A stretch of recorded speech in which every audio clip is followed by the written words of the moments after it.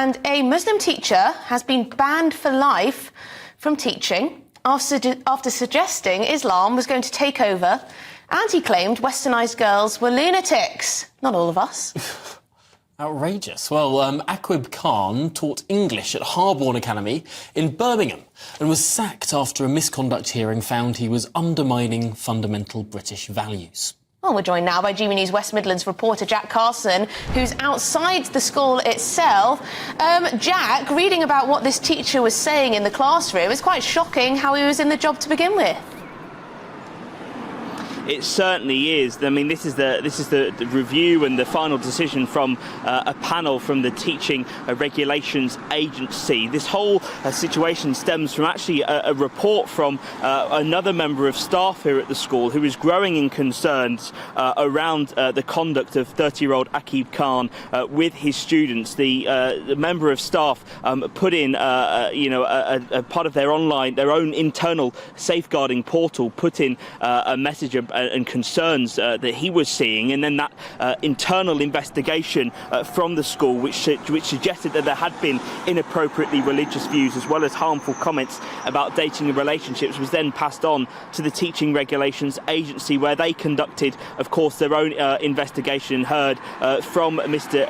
Khan's representations, as well as, of course, the school and the presentation of evidence. Some of it, as you said, quite shocking. I mean, just to go through some of the things that this panel heard that he had said.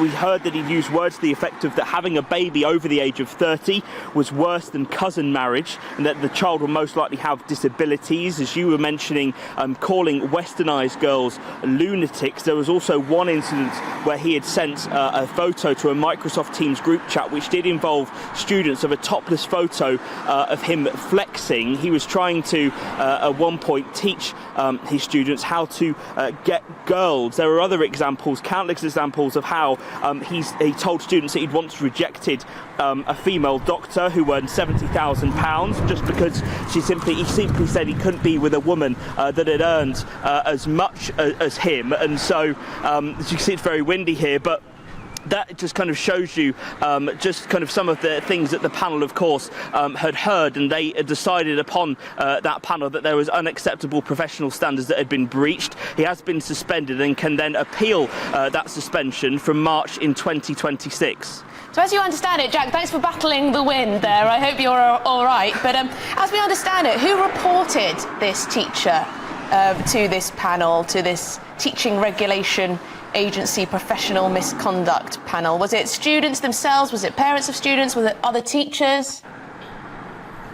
So it was a fellow member of staff within the school that had heard of, obviously, reports possibly from students inside the school that had then gone onto the safeguarding portal from the academy, inside the academy itself, and then the school launched its own with its findings, interviewing students about this alleged conduct. That's when they then passed this on to the Teaching Regulations Agency, whose panel has decided, of course, that he should have an indefinite ban unless, of course, he appeals it. But what was interesting to note is that his representatives within the panel in those proceedings had kind of addressed that the workload that Mr. Khan was facing, as well as the particularly stressful conditions, but actually what the panel deduced from all of this is actually that there was no evidence to suggest that Mr. Khan was under any kind of duress, and actually they said in the report that they found his actions to be calculated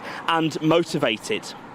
Oh, really fascinating stuff. Well, Jack Carson, thank you very much for bringing us that live from Birmingham, of course. And Emily, I suppose... So he said he was stressed? I suppose this is an example, actually, perhaps rarely within our education system, the system actually working. Yeah, well, quite. I mean, the government has talked a lot about how important British values are, how we need to make sure the curriculum represents those British values, and that things like this do get called out and do get investigated, and that, there's actually a consequence. Yeah, when people like Michael Gove started talking about British values, they were ridiculed. Scoffed. People said, oh, what on earth are British values? Well, here's an example of where actually that sort of language around British values has been able to get quite an extreme individual out of our schools. But could there be more teachers like this in schools around the country who are spouting forth with all this absolute nonsense that I think most of us would agree is completely against British values, saying Islam's going to take over,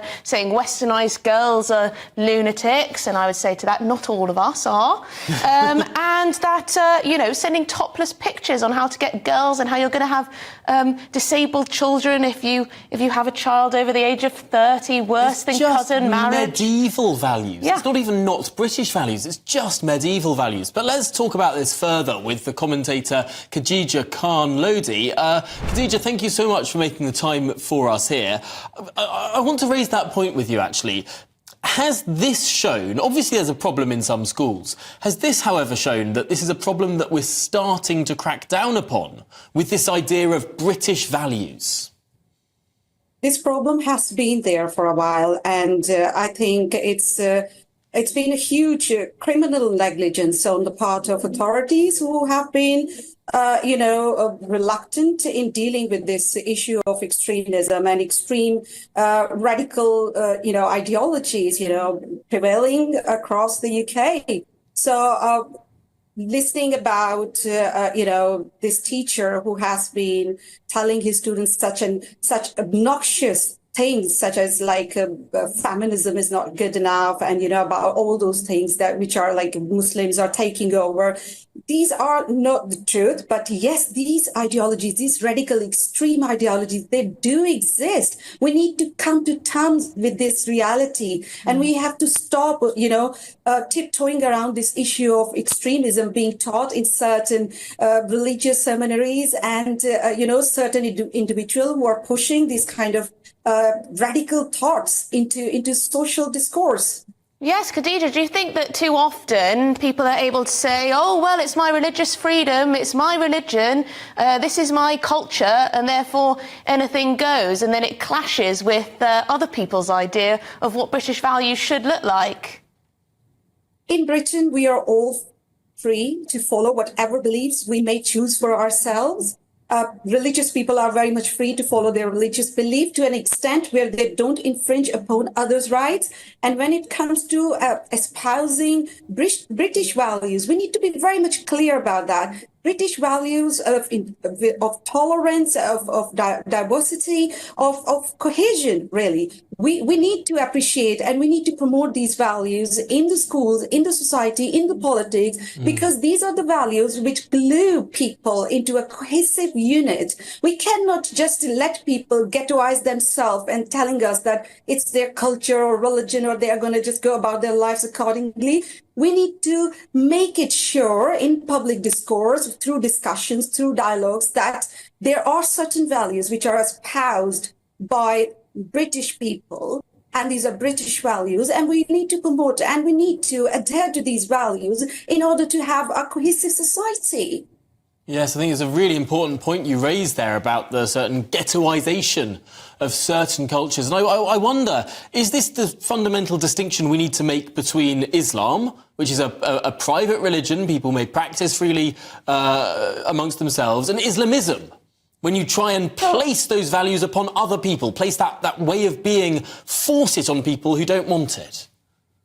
Tom, I have been very much clear about this thing that Islam is a religion and people are free to follow that religion in the UK, in a free Western society. So we have no problem with people following their religion as long as it is not being imposed onto the wider society. And when you talk about drawing a distinction between Islam and Islamism, people like me, you and me, we are drawing that distinction. We're trying to maintain that distinction. But if you look at the commentator from the Muslim community, some commentator, they would like to blur this line and they would ask you, what is Islamism? Where does it exist? Sorry, it does exist. We see it. And the teacher, this incident is an epitome of that kind of, ideology being prevalent, in our society. Khadija, do you worry that these views are typical for some sections of society? Do you think that there's a problem with some Muslim men, that they have perhaps views that we don't consider to be British values? There are certain readings of religion which are misogynistic, which are discriminatory, which are homophobic. We need to be honest about it. We need to be calling it out whenever we hear these kind of views. It's been a long time that we are letting these kind of ideologies crawling in, spreading tentacles in British society, and we are just ignoring it in the name of respecting people's culture and religion. You are not suppressed in the UK. You are enjoying your right, your freedom to follow your religion as it may appease you, it may please you, but what you are not allowed to do is to impose your intolerant beliefs onto the wider society. People there is a recent example, the hadith was displayed on King's Cross Station. It was removed after a huge backlash from the public. It's a clear message that we don't want to see any particular religion to dictate our, day-to-day lives. We want to see people enjoying their freedoms and practicing their religion in the private sphere. That's a very strong message. Khadija, thank you. That's a very strong message to finish with. Really appreciate your time. Khadija Khan Lodi, who is a commentator and also a member of Don't Divide Us.